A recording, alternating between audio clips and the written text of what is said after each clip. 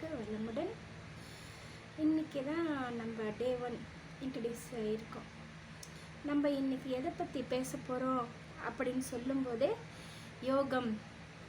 யோகா படித்து கொண்டிருக்கிறேன். யோகா ஸ்டூடெண்ட்டு நான் வேதாந்த மகரிஷி காலேஜில்.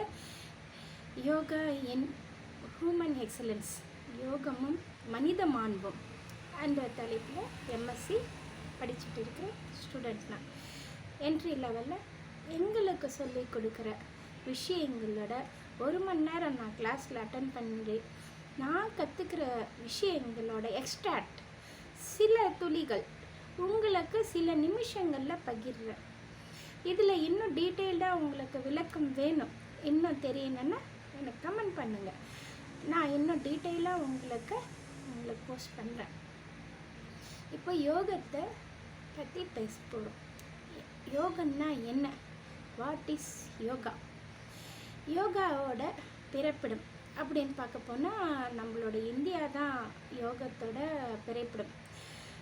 வடநாட்டில் இருக்கிற பதஞ்சலி முனிவர்கிட்ட யோகத்திற்கான மூல சூத்திரதாரின்னு சொன்னாலும் நம்மளுடைய திருமூலர் அவர்களும் இதை பெரிய பங்கு வகிக்கிறாரு. மற்றபடி யோகத்துக்கான எக்ஸ்பிளனேஷன் நிறைய பேர் நிறைய விதமாக நிறைய வார்த்தைகள் மூலம் கொடுத்து இருக்காங்க. ஆனால் இதில் சிம்பிளாக சொல்லணுன்னா எப்படி எக்ஸ்பிளைன் பண்ணலன்னா, இறைவனை வெளியே தேடியவர்கள் வேதாந்திகள், இறைவனை உள்ளே தேடியவர்கள் சித்தாந்திகள். நாம் இறைவனை எப்படி பார்க்க போகிறோம்? யோகத்தால் இல்லை தியானத்தால் இல்லை பக்தி மார்க்கமாகவா வரும்பொழுது நாம் என்றது யார்?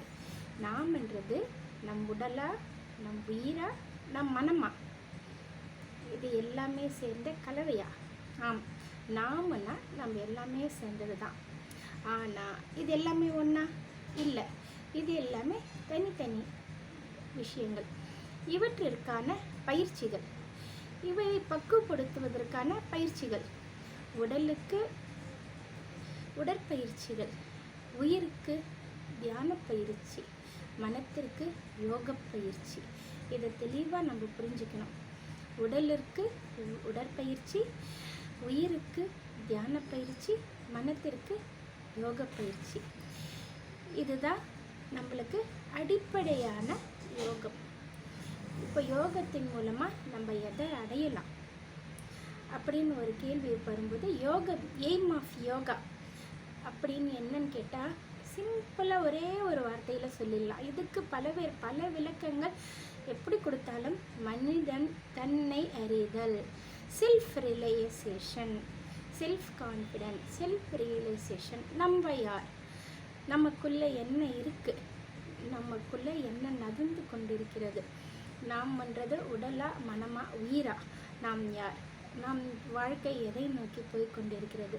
நாம் எதை நோக்கி வாழ்ந்து கொண்டிருக்கிறோம்? நமக்கு தேவையானது வாழ்க்கையில் ஆடம்பரங்களா, தேவைகளா, அமைதியா? எதை அடைந்தாலும் நாம் அமைதியும் அடைந்து தான் ஆகணும்.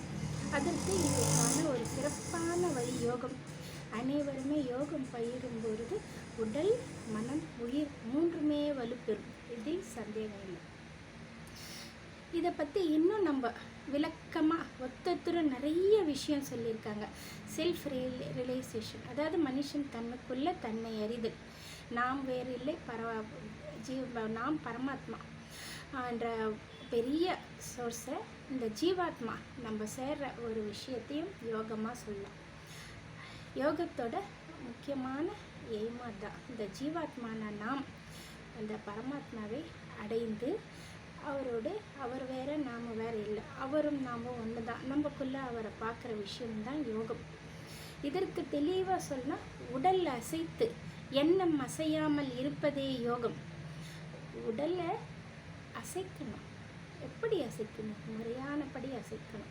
எப்படி முறையானபடி அசைக்கணும்? நம்மளோட உடற்பயிற்சிகள் மூலியமாக நம்முடைய உடலை அசைக்கணும். அது உயிருக்கு, உடலுக்கு ஆரோக்கியம். மனசுக்கு அசைத்து கொண்டே இருக்கிற மனசு, எண்ணம், இதை அசையாமல் ஒரு இடத்துல நிலை நிறுத்துறது தான் யோகம். மனம் அசையாமல் உடல் அசைந்து இருப்பது